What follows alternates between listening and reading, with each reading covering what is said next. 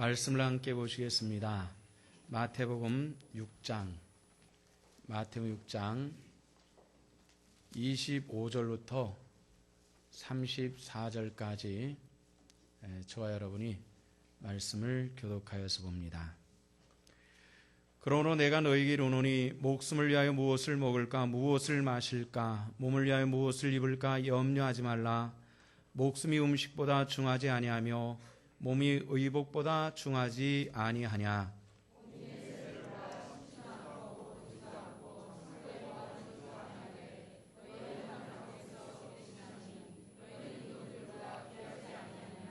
너희 중에 누가 염려함으로 그 키를 한 자라도 더할 수 있겠느냐.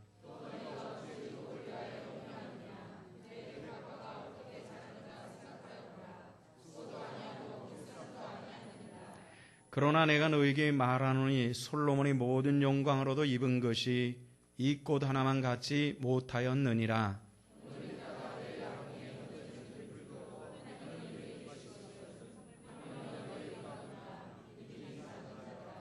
그러므로 염려에 이르기를 무엇을 먹을까 무엇을 마실까 무엇을 입을까 하지 말라.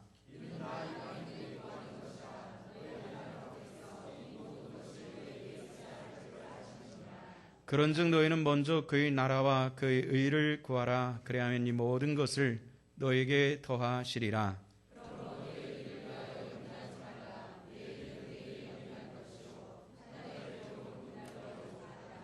아멘. 인생에 대해서 서양 사람들은 단어 3개를 가지고 설명을 한다고 합니다. 태어나가지고 바쁘다 하면서 살면서 헐이라는 단어를 사용을 합니다. 세상을 살면서 이 염려 저 염려 걱정에 사로잡혀서 월이라는 단어를 사용을 하고요. 그 다음에 바쁘고 염려하며 살다가 죽으면 묻힌다는 벨이라고 하는 단어를 사용을 합니다. 그래서 헐이, 월이, 벨이 이 3개의 단어 속에서 인생은 다 들어있다. 이렇게 얘기를 하는데요. 오늘 우리가 그 단어들 가운데서 두 번째 단어인 염려라고 하는 월이라고 하는 단어에 대해서 우리가 함께 생각하는 시간입니다. 또 오늘 우리가 말씀을 들을 때 우리 마음속에 있는 염려들이 사라지고 우리 주님께서 우리가 허락하시는 주의 평강이 함께하는 귀한 성도와 귀한 시간 되어지시기를 축원합니다. 예수님의 제자들은 정말 염려하지 않을 수 없는 그런 상황이 있었죠. 이 산상보온 그 상황이 그렇습니다. 예수님의 제자들이 예수님의 부름을 따라서 모든 것을 놔두고 쫓아갑니다. 베드로와 같은 경우 어부 출신 제자들은 물고기 잡는 도구, 또 베드로와 같은 경우는 아버지도 다 버려두고 나를 따르라는 이 말씀 하나를 붙들고 쫓아갑니다. 마태와 같은 사람도 마찬가지죠. 세간에 앉아 있다가 예수님께서 나를 따르라니까 또 따라갔습니다. 어느 정도 따라 살면서 나름대로 미래의 일들이 걱정이 됐을 겁니다. 뭘 먹지? 어디서 자지? 어떻게 하지? 우리 같으면 그렇습니다. 전세방 올려달라는데 그거 어떻게 하지? 정리해고 한다고 하는데 그거 어떻게 하지? 이런 염려들이 있을 것입니다. 또 우리가 살아 숨쉬는 이상 염려하지 않고 사는 방법도 없습니다. 그런데 주님께서는 말씀하시기를 염려하지 말라 이렇게 얘기를 합니다. 우리 주님께서 주시는 오늘 말씀을 생각하면서 우리 안에 있는 염려들이 떠나가며 주님을 모신 그의 평강이 함께하기를 소망합니다. 염려하지 말라라고 하는 책을 쓴 분이 있습니다. 리차드 칼슨이라고 하는 미국 분인데 한국판으로도 번역이 되어 나왔습니다. 이분이 미국 사회 속에서 뛰어나게 성공적으로 사는 사람들을 찾아다니면서 인터뷰를 합니다. 종교인으로 때로는 방송인으로 때로는 연예인으로 사업가로 때로는 셀러리맨으로 나름대로 성공적인 산 사람들을 찾아다니면서 인터뷰를 하면서 책을 만들어 나갑니다. 친구를 만나가지고 나 이런 책을 만들기 위해서 이런 성공적인 사람들을 찾아가면서 인터뷰를 하는데 정말 그 사람들은 특징이 하나 있더라. 염려를 하지 않고 살더라고. 이런 얘기를 했습니다. 그랬더니 친구가 뭐라 얘기하냐. 야, 그 정도 위치 올라가가지고 염려하며 살 필요가 없잖아. 그 사람들도 그 위치에 올라가기 전까지는 노심초사하고 염려하면서 살았을 거야. 이런 얘기를 합니다. 그래서 리차드 칼슨이라고 하는 사람이 그 인터뷰하고 다니던 것을 다시 뒤집어가지고 그 사람들을 또다시 찾아갑니다. 그리고 그를 아는 사람들을 만나가지고 인터뷰를 하는데 이분들이 뭐라 얘기하냐면은 우리는 이 자리에 올라오기 전에도 그렇게 염려가 많지 않았습니다. 염려 없이 우리는 살았습니다. 이런 얘기를 합니다. 이게 정말일까 싶어가지고 주변에 아는 사람들을 찾아가서 그 사람이 그 자리에 올라갈 때까지 염려하고 노심초사하는 그런 모습이 없었습니까? 물어봤더니 놀랍게도 그 사람은 굉장히 성격이 낙천적이고 사람들의 마음을 편안하게 해주는 그런 사람이었습니다. 이런 얘기를 합니다. 우리 사회 속에서도 정말 올라갈 데 없을 만큼 올라간 사람들이 의외로 자살하는 경우들을 여러 번 봤습니다. 저 사람이 왜 죽었을까? 죽는 사람의 마음이 어떨까? 얼마나 모질까? 이런 생각을 했죠. 얼마나 모질면은 자기가 약을 사 모아가지고 그것을 꿀떡 삼킬까? 밀폐된 곳에다가 연탄불을 피워놓고 그 이산화탄소를 마시면서 죽어갈까? 얼마나 모질면은 그 높은 데서 뛰어내리고 얼마나 모질면은 그렇게 목을 메어달 수 있고 얼마나 모질면은 칼로 자기 동맥을 그을 수 있을까? 이런 생각을 참 많이 합니다. 그런데 의외로 이런 사람들이 가장 높은 곳에까지 올라갔다가 그런 일을 하는 것입니다. 다시 말해서 염려가 끊임없이 그들을 붙잡고 있다는 얘기죠. 이런 사람들이 이런 성공적으로 살면서 염려하지 않고 살았다는 리차드 칼슨이 주장하는 이 사람들의 특징은 뭐냐면은 늘 긍정적이었다는 겁니다. 모든 사건과 사물을 바라볼 때 또는 사람을 바라볼 때에 좋은 점을 찾고 긍정점을 찾고 비판하지 않고 그랬다는 겁니다. 한번 생각해 보십시오. 늘 비관적이고 비판적인 사람 옆에 사람들이 모이는 일들은 없습니다. 또 모인다 할지라도 거의 비슷한 사람이 한두 명이 모일 뿐이지 일반적인 사고를 가진 사람들이 많이 모여드는 일들은 없죠. 이 사람들 주변에는 굉장히 많은 사람들이 모여들고 이 많은 사람들이 또 이 사람이 인생을 성공적으로 살았는데 굉장히 마음이 그런 도움을 주더라는 이런 이야기들이 쓰여져 있는 것을 보았습니다. 근데 사실 염려는 뭐냐? 이거 우리가 한번 생각해 봐야 되겠는데요. 요한복음 14장 1절에 보면은 예수님께서 제자들이 이런 말씀을 합니다. 하나님을 믿으니 또한 나를 믿으라. 염려하지 말라. 하나님을 믿으니 또한 나를 믿으라. 이런 말씀을 하는데요. 이 말을 뒤집어서 얘기하면 염려는 불신앙의 일이라 이런 얘기입니다. 성도 여러분들, 염려를 주께 맡기고 불신앙의 일들을 종식시키며 주 안에서 평강을 이루어갈 수 있는 하나님의 권속들 되시기를 축원합니다. 그런데 문제가 있습니다. 그래도 염려되는 걸 어떻게 합니까? 그렇습니다. 사람이 호흡하고 숨 쉬는 이상 염려할 수 있는 일들이 끊임없이 일어나고 있고 여기 있는 저도 마찬가지로 염려스러운 일들이 있고 또 염려하는 것도 사실입니다. 그런데 이 염려의 결과들을 어떻게 맡기며 사느냐는 신앙인들의 우리 모습들이 다를 수 있다는 것이죠. 어떤 분은 얘기를 합니다. 염려하는 것이 힘드냐? 염려하지 않는데 살고 싶으냐? 그럼 죽어서 땅에 묻히면 된다. 극단적으로 이렇게 얘기를 하는 분들도 있습니다. 그런데 창세기에서 또 요한계시록까지 굉장히 많은 신앙의 위인들이 성경에 등장을 하죠. 성경에 등장하는 이분들의 모습들을 보면은 정말 대단합니다. 다니엘과 같은 분요. 너 그렇게 대들다가 너 사자굴에 집어던진다? 뭐 이런 위협도 받지 않습니까? 그런데도 불구하고 평상시에 하는 대로 예루살렘을 향한 창문을 열고 무릎 꿇고 기도하는 다니엘의 모습을 볼 수 있죠. 다니엘의 세 친구들도 마찬가지입니다. 그러다 풀무불 속에 집어던져 그런데도 불구하고 자기 하던 일들을 끊임없이 해나가는 영적 사람들의 모습을 볼 수 있다는 것입니다. 성경에 이런 사람들이 많이 등장을 합니다. 아브라함과 같은 사람들, 모세, 이런 수많은 사람들이 염려의 상황들을 어떻게 이어나가는가를 보여주시고 성경이 있다는 겁니다. 근데 우리가 신약 성경으로 넘어와서 이런 분이 또 한 사람이 있죠. 사도 바울입니다. 사도 바울이 없다면은 오늘날의 기독교는 존재할 수가 없다라고 얘기할 정도로 사도 바울의 기독교적 역할은 대단했습니다. 그런데 이분이 예수 그리스도를 주로 영접하기 전에는 그래서 참 평탄하게 살았습니다. 그런데 예수님을 주로 영접하고 나서는 참 인생의 굴곡이 심해지기 시작하죠. 사도행전 27장에 보면은 모든 선교여행을 다 마치고 예루살렘에 갔다가 거기서 체포됩니다. 체포돼서 여러 해 동안을 가이사랴에 머물다가 로마 황제에게 로마의 국민 자격으로 황제의 심판받기를 원해서 압송당하게 되죠. 지중해로 배를 타고 압송을 당해 가는데 지중해 중간에서 풍랑을 만나게 됩니다. 큰 풍랑을 만나게 되고 요즘처럼 철로 만든 기선이 아니고 나무로 만든 범선이었기 때문에 굉장히 힘든 상황이 발생하죠.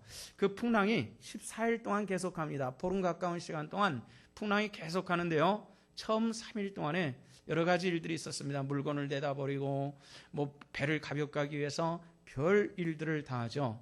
그런데 그 3일 동안 바울이 했던 것은 뭐냐면은 하나님께 기도합니다. 하나님께 기도하고 나서요. 그 다음에 4일째 되는 날에 사도 바울이 사람들 앞에 서가지고 뭐라 얘기합니까? 여러분들 어젯밤에 주의 사자가 내 곁에 서서 이렇게 말씀하셨습니다. 너와 함께한 사람들이 죽지 아니할 거다. 네가 가이사 앞에 설 때까지 너와 함께한 사람들은 죽지 않을 것이다. 주의 사자가 나에게 그렇게 말씀하셨습니다. 그러니 여러분들 염려하지 마십시오. 하나님께서 내게 말씀하신 대로 이루어질 줄로 믿습니다. 이렇게 선언하는 겁니다. 여러분들 이 말씀을 믿으시기를 주 이름으로 축원합니다. 하나님의 약속의 말씀이 내게 있었으니 저와 여러분들은 어떤 경우에도 죽지 않습니다. 그 얘기를 끝나고 나서 열흘 동안 풍랑이 계속하는 겁니다. 아마 신앙이 없었던 선원들 가운데서는 야 어젯밤에 네가 한 얘기 이게 엉터리 아니야? 풍랑은 여전하잖아. 하루 이틀도 아니고 열흘 동안 계속하는 풍랑을 가지고 아마 항의도 대단했을 것이라는 이런 생각을 합니다. 그러나 믿음의 사람들은 끊임없이 하나님의 약속을 붙드는 특징이 있다는 것입니다. 창세기에서 또 요한계시록에는 이 수많은 하나님의 말씀이 저와 여러분들에게 주시는 오늘의 말씀으로 알고 붙드시고 주 예수 그리스도께서 사망 권세를 이기시고 승리하신 것 같이 마지막 때까지 승리하며 주의 보좌 앞에서 부끄러움이 없는 큰 믿음의 권속들 되시기를 주님의 이름으로 축원합니다. 우리가 당하는 일들로 인해서 죽고 사는 일들이 흔치는 않습니다. 그런데 정말 세상에서는 염려로 죽는 사람들이 의외로 굉장히 많습니다. 세계 2차 대전이 끝나고 나서 미국 사람들은 세계 2차 대전이 미국 사람들에게 미치는 영향, 이게 어떤 것인가? 수차적으로 전부 계산을 했습니다.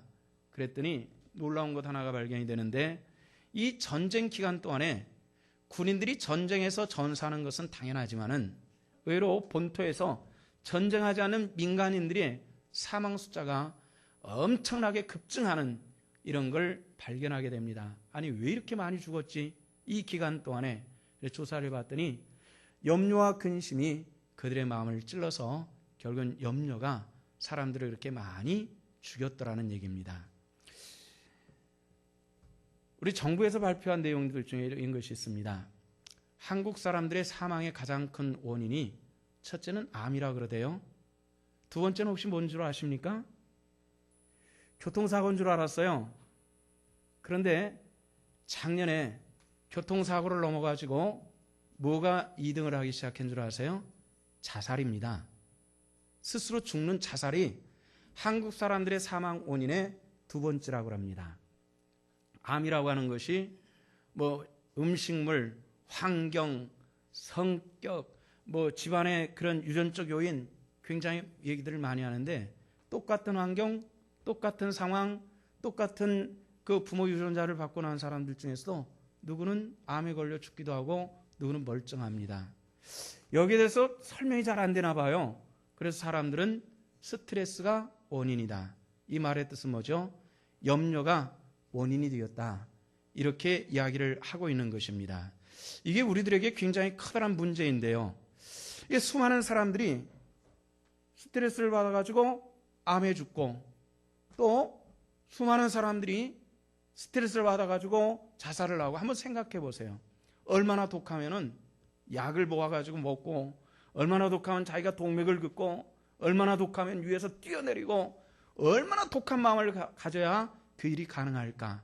그런데 그럼에도 불구하고 그 사람의 마음을 그 극심하게 자극하는 염려가 그들을 그렇게 만들고 있다라는 것입니다. 그런데 오늘 본문에서는 무엇을 하시는지 우리 한번 함께 살펴보십시다. 25절의 말씀하니까 내가 너에게 오노니 목숨을 위하여 무엇을 먹을까 무엇을 마실까 몸을 위하여서 무엇을 입을까 염려하지 마라. 목숨이 음식보다 중하지 아니하냐 몸이 의복보다 중하지 아니하냐. 이런 말씀을 해주시고 있는 것입니다. 먹는 것보다도 우리 목숨이 중요한 것이고 입는 것보다도 우리 몸이 더 중요한 것이다. 이런 말씀을 하시면서요, 염려하지 말라 이런 말씀을 해주시고 있습니다. 염려하지 않고 그럼 어떻게 하라는 얘기입니까? 하나님께 의뢰하라, 맡기라, 이런 말씀입니다. 우리 한번 따라합시다. 내 염려를 하나님께 맡기고 하나님께 의뢰하고 그렇게 하시기를 축원합니다. 우리나라는 어제 전쟁 발발 61주년이 됐습니다. 참 적지 않은 시간들이 지났죠. 이 적지 않은 시간을 지나면서 우리나라 사람들이 참 태평성대한 것이 사실입니다. 우리나라는 전쟁이 끝난 것이 아니라 전쟁 중에 있는 나라입니다. 세계 역사적으로 무지하게 긴 전쟁을 하고 있는 나라입니다. 61년 동안 전쟁이 끝나지 않고 진행 중입니다. 전쟁이 안 끝났다고요? 아니에요. 전쟁 중에 틀림없이. 그게 무엇입니까? 우리나라는 정전된 것이 아닙니다. 전쟁이 끝난 것이 아니라 뭘 했다고요? 휴전. 잠시 쉬었다 싸우자. 이런 뜻입니다. 그래서 미군들이 전 세계로 파견돼 나가는데요. 바로 옆에 나라 일본에도 있고 우리나라도 있습니다. 근데 일본에 파견되는 것과 한국에 파견되는 것은 대접이 조금 다르다고 합니다. 왜냐하면 한국에 파견된 미군들은 전쟁 수당이라고 하는 것이 따로 있다 그래요. 왜냐하면 전쟁이 안 끝났으니까, 전쟁 중에 있는 나라니까 일본에 있는 미군보다도 수당을 좀 더 받죠. 전쟁 수당을 받습니다. 아직 전쟁이 안 끝난 날에. 근데 우리나라는 전쟁이 끝난 것처럼 착각을 하고 사는 것이 문제라는 것입니다. 굉장히 문제. 그래서 천안함 격침 사건이니 연평도 포격 사건이니 사실 이게 별 이상할 게 없습니다. 왜 이상할 게 없어요? 전쟁 중인 나라가 적군이 아군들을 공격하는 게 뭐 대단히 이상할 문제가 있겠습니까? 전혀 이상한 문제가 없는 거예요. 이건 당연한 일들이고요. 그런데 다만 이 땅에 있는 사람들 중에서 오랜 세월을 지나면서 옛날을 알지 못하고 너무 적색에 물들어 있고 적군의 입장을 대변하는 이런 정치인과 이런 사람들이 이 땅에 무진장 많다고 하는 것이 이게 우리가 가지고 있는 문제라는 것입니다. 일단 싸움이라는 것은 완전히 화평을 이루고 전쟁이 끝났다는 정전을 선언하든지 아니면 전쟁 중에 있다면 싸워서 승리할 수 있도록 준비해야 되는 것이 전쟁입니다. 그런데 이 땅에는 적군을 편을 드는 사람들이 무진장 많다는 것, 이것이 우리들의 문제고요. 모든 전쟁이 끝나는 것처럼 행동하는 것도 우리들이 가지고 있는 문제라는 것입니다. 우리들의 삶 속에는 전쟁이 끝난 것 같지만은 지난 한 주간 동안은 6.25 61주년이 다가오면서 신문에는 전쟁이 끝나지 않은 사람들의 이야기들이 굉장히 많이 실려 있었습니다. 어떤 사람들은 6.25 전쟁 동안에 총상을 입은 것이 아직도 그것이 그들의 몸을 부자유하게 만드는 경우들도 있고요.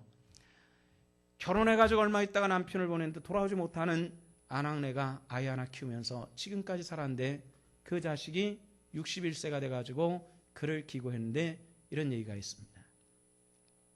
전쟁이 나고 우리 아버지는 군에 입대를 했는데 전사통지도 온 곳이 아니라 시체가 있어서 무덤이 있는 것이 아니라 아직까지 어딘지 모르는데 최근에 우리 아버지가 북한에 아직 살아있다라는 소식을 들었습니다. 우리 아버지가 전쟁에 나가고 나서 나는 그 다음에 태어났습니다. 유복자로 태어났다는 얘기죠. 아버지 얼굴을 본 적이 없습니다. 이제 이쯤 됐으면은 연세가 80세가 넘었는데 이제는 돌려보내야 되는 거 아닙니까? 이런 사람들은 전쟁이 안 끝난 것입니다. 전쟁이 안 끝난 사람들이 굉장히 많이 있다는 이 사회 속에서 수많은 적색사고와 이런 마음을 가지고 있는 사람들이 우리와 한 사회 속에 살고 있다는 것도 굉장히 두려운 일인 것이 사실입니다. 그러나 우리가 해야 될 것이 있습니다. 그런 가운데서도 이 나라의 운명을 하나님께 맡겨 우리가 최선을 다하면서 살아가며 주께 영광 돌릴 수 있는 축복된 은혜의 자리에 있기를 주님의 이름으로 부탁을 드립니다. 우리나라 전쟁을 마치고 나서요, 참 많은 것이 파괴됐습니다. 저 어렸을 때도요, 다리가 파괴돼서 그걸 아직 다리를 놓지 못해가지고 징검다리를 놓고 건너 다녔던 기억이 있고요. 또 학교 한쪽은 파괴된 곳에서, 파괴되지 않는 곳에서 공부한 기억도 있고 그런 기억들이 있습니다. 제 나이가 돼도 그런 기억들이 조금씩 있습니다. 그런데 그 이후로 태어난 사람들은 전쟁에 대한 기억이 전혀 없어요. 물론 저보다 연세가 많으신 분들은 그 폭격과 그런 속에서 막 쫓기고 우르르 몰리고 숨어 다녔던 그런 경험도 가지고 계시겠죠. 세대마다 경험들이 틀리다는 겁니다. 그러나 그것을 직접 경험하신 분들은 그 비참함은 이루다 말할 수가 없는데요. 교회도 그 피해를 참 많이 입었습니다. 전쟁이 끝나고 나서 수많은 교회들이 파괴가 됐고요. 또 수많은 목회자들이 납북돼 간 사람들도 있고 죽임당한 사람들도 많이 있었습니다. 그런데 이 한국교회 파괴된 것을 가장 많이 협력하고 지원해 준 사람이 미국 사람 스탠리 템이라고 하는 사람이 있었습니다. 우리 기억에서 많이 사라졌을 텐데요. 스탠리 템이라고 하는 분이 고등학교를 갓 졸업해가지고 무언가 사업을 한다고, 그래서 자기에게 주어진 모든 것을 다 쫄딱 다 털린 다음에 정리를 해보니까 $37가 있었다고 합니다. 스탠리 템이 이 마지막으로 이걸 가지고 뭔가 살아야 되는데 자기가 기독교인으로서 최선을 다한 것 같지만은 한 가지 최선 다하지 못한다는 것을 발견했습니다. 무엇을 최선을 못했냐면은 영적으로 최선을 다하지 못했다. 그래서 그 37불을 들고 하나님 앞에 기도를 합니다. 하나님, 마지막으로 이걸 가지고 뭔가 하려고 계획하고 있습니다. 하나님, 저를 좀 도와주세요. 근데 제가 이걸 가지고 하나님과 함께 동업을 하는데 하나님의 지분은 51%고 제 지분은 49%입니다. 그래가지고 이걸 가지고 시작을 한 것이 뭐냐면은 이 플라스틱을 만드는 일을 했다고 합니다. 요즘에 플라스틱은 우리 환경에서 가장 추방돼야 될 것들로 여겨지고 있지만은, 그러나 20, 30년 전까지만 해도 플라스틱은 꽤나 요긴하고 필수품으로, 뭐 지금도 마찬가지지만은 꽤 또 비쌌습니다. 우리 삶에 비해서는.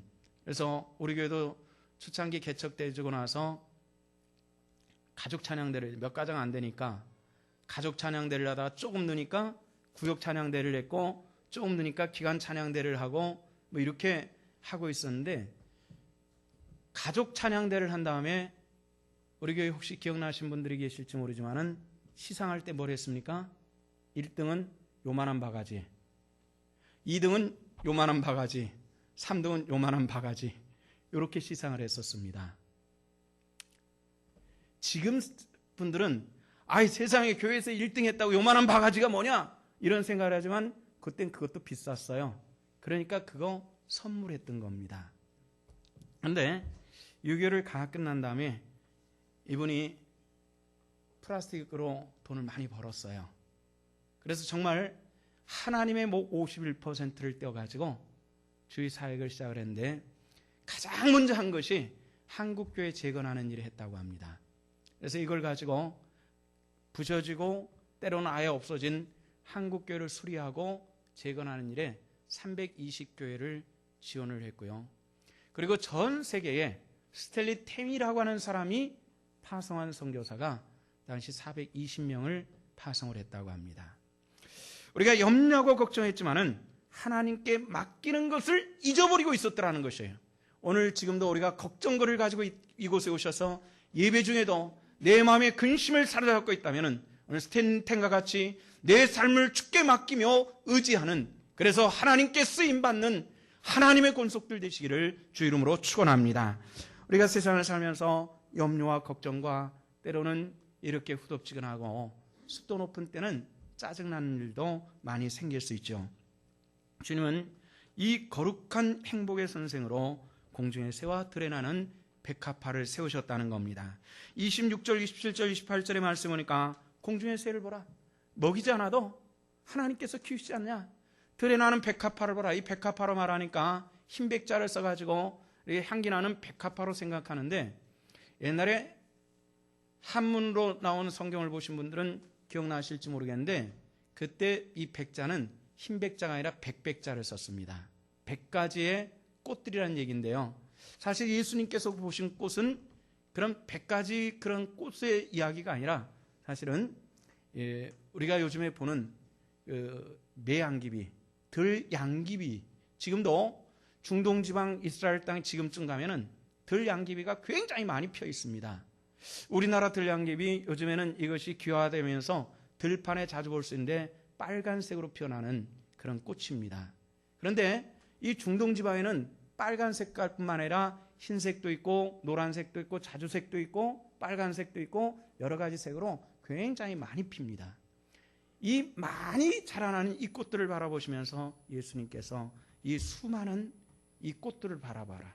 길쌈아지고 있느냐? 아니다. 하나님께서 키우시느니라. 이렇게 말씀하시는 겁니다. 그래서 이 얘기를 종교개혁자 마틴 루터는 이렇게 주석을 합니다. 주님은 새들로 하여금 또 들에 나는 잡초로 하여금 우리의 교사와 스승으로 만드셨습니다. 참새가. 그리고 들에 나는 잡초가 우리의 영적 스승이 된다고 하는 것은 우리에게는 매우 치욕스러운 이야기입니다. 이런 얘기를 했다고 합니다. 그 이유는 무엇입니까? 그들이 하나님의 형상을 따라 창조되어진 것이 아니고 다만 사람이 하나님을 따라 창조되어진데도 불구하고 저들은 아무것도 염려하지 않고 사는데 사람들은 끊임없이 염려하고 사는 우리들 속에는 치욕이 있는 것입니다. 이런 이야기를 했다고 합니다. 이 세상에 살면서 사람들은 끊임없는 욕심을 가지고 집을 늘리기 좋아합니다. 사람들이 어찌됐건 식구가 3명밖에 되지 않아도 엄청나게 집을 늘려놨는데 요즘엔 이 집들이 팔리지 않아가지고 사람들이 고민이 많다라는 얘기를 듣죠. 새들이 다른 새보다 더 높은 데다 집을 지으려고 하고 더 크게 지으려고 하고 더 화려하게 지으려고 하는 그런 일들은 없습니다. 자기 환경에 맞게 자기 입장에 맞게 집을 짓고 그리고 짝을 이루고 알을 낳고 사는 것일 뿐이죠. 이것이 하나님의 섭리를 따라 사는 것을 이야기를 하는데 사람은 그렇지 않습니다. 끊임없이 더 큰 것, 더 많은 것, 더 좋은 것을 추구하는데요. 전 세계에서요 가장 큰 집이 인도에 있습니다. 인도 뭄바이라고 하는 곳에 있는데요. 안틸라라고 하는 이름이 지어진 집입니다. 인도 릴라이언스 그룹 안반이라고 하는 사람이 회장이 그 집을 졌는데 크기가 얼만큼 하냐면요. 높이가 173m라고 합니다. 우리나라 63빌딩이랑 비슷한 높이라고 하는데요. 그런데 한 층이 그냥 일반 건물하고 틀려가지고 굉장히 높게 지어졌다고 합니다. 그래서 27층으로 173m를 지어놨습니다. 굉장히 큰데요. 그 안에 엘리베이터가 9개가 있다고 합니다. 수영장이 4개가 있다고 그러고요. 연회장이 10개가 있다고 그래요. 근데 자그만치 방이 6,000개가 있대요. 방이 6,000개가 있네요. 가격이 얼마냐? 9,900억이 들었답니다. 엄청나게 많이 드는데 식구는 5명입니다. 이 5명이 쓰기 위해서 무지하게 높은 집, 어마어마하게 한 집을 졌는데 또 더 놀라운 것은 이 집이 지어진 환경입니다. 그 집에서 아래를 딱 내려다보면은 인도 사람들이 빈민이라고 말할 때는 우리나라 사람들이 얘기하는 개념하고는 많이 틀립니다. 우리 그 인도 빈민촌에는 한국 거지들도 들어가 살 수 없을 정도로 말할 수 없는 열악한 환경에 사는데요. 이곳에서 아래를 딱 내려다보면 이 빈민촌이 끝에 없이 쫙 펴져 있는 그곳에서 어떤 의도를 가지고 그렇게 줬는지는 모르지만 그곳에다가 그렇게 9,900억짜리 6,000개의 방을 가지고 있는 그런 집을 만들어서 살고 있다는 겁니다. 그런데 이 집이 완공되고 나서 문제가 생겼습니다. 인도 사람들은 자식이 굉장히 많은데요. 이 안바니 회장도 형제들이 많습니다. 자기가 가장이지만 형제들이 많은데 형제들이 다 협력해가지고 이 그룹을 일궈놨는데 형이 거기에다가 9,900억을 썼어요. 내놔. 재판이 걸려가지고 재판에서 분할해라. 이런 명령이 떨어져가지고 심각한 고민에 빠졌다라는 이런 얘기를 들었습니다. 이게 사람들의 욕심이라는 것입니다.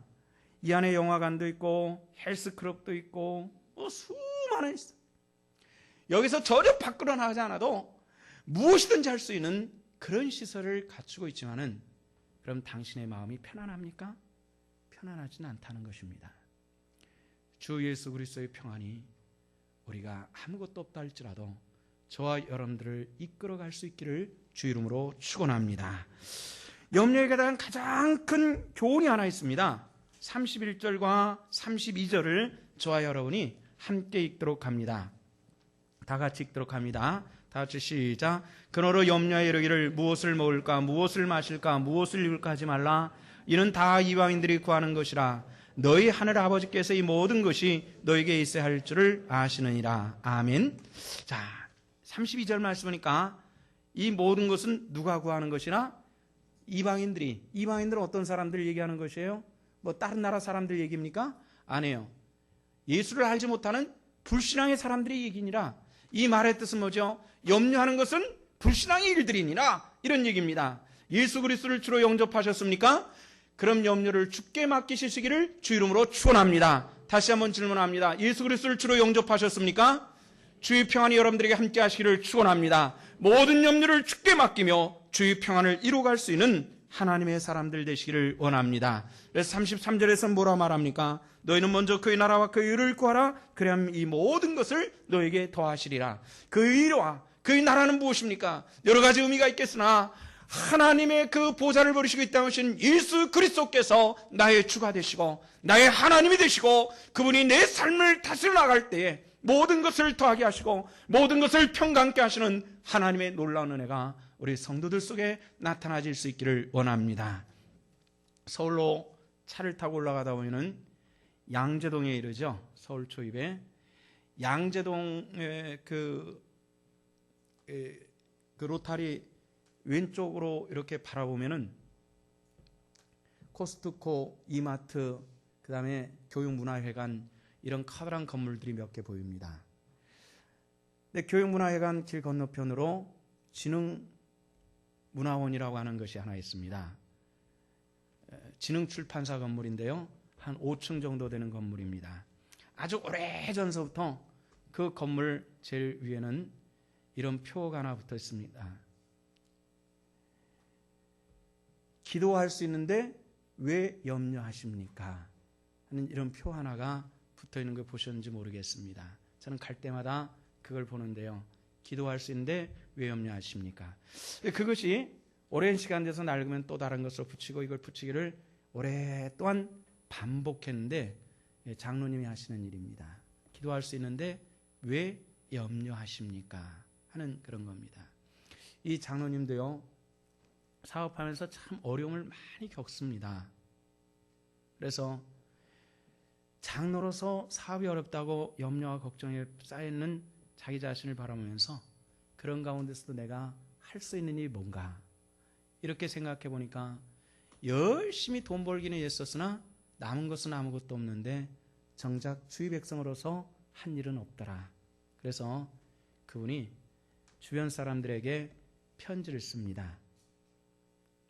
편지를 써가지고 주고 편지를 써서 붙이고 그런데 그 편지를 받은 사람들이 의외로 예수를 주로 영접한 그 신비하고 놀라운 일들이 일어나더라는 거죠.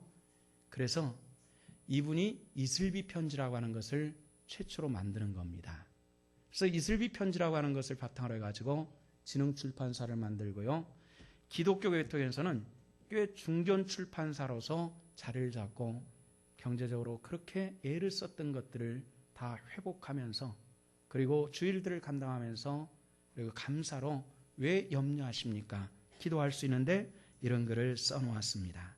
정말 우리는 얼마든지 염려할 수 있고 근심할 수 있고 또 그런 일들이 누구에게나 다 있는 것이 사실입니다. 그러나 주님께서는 먼저 그의 나라와 그를 구하라. 더군다나 먹고 마시고 입고 사는 이런 일들에 대해서 오늘 성경을 가만히 보면 34절에 보면 이런 얘기가 나옵니다. 그런데 내일 일을 위하여 염려하지 말라. 내일 일은 내일 염려할 것이요 이렇게 되는 것이 아니라 내일 일은 뭐가 염려하라고요? 내일이 염려하는 것이다. 내일 네가 내일 염려하는 것이 아니라 내일 일은 내일이 염려하는 것이지 내가 염려하는 것이 아니다. 이렇게 말씀해 주시는 이 말씀들을 바라보면서 주님께서 주시는 평안이 있습니다. 내가 내게 있는 것으로 내게 주노니 곧 평안함을 주노라는 이 주의 평안함을 가지시고 염려를 이기시며 기도하며 모든 것을 주께 아뢰며 공급하시는 주 은혜를 따라 승리하는 하나님의 권속들 되시기를 주 이름으로 축원합니다. 기도하시겠습니다. 하나님 은혜를 감사합니다. 마태복음 6장 25절로부터 34절의 말씀을 봤습니다. 우리가 어리석고 부족하여서 염려와 근심과 걱정으로 날마다 사로잡혀 있었습니다. 용서해 주옵시고 우리 주 예수 그리스도의 평안이 우리를 이끌어 주시고 염려와 걱정과 근심을 다 주께 맡기게 하여 주옵소서. 예수 그리스도 이름 받들어 기도하옵나이다. 아멘.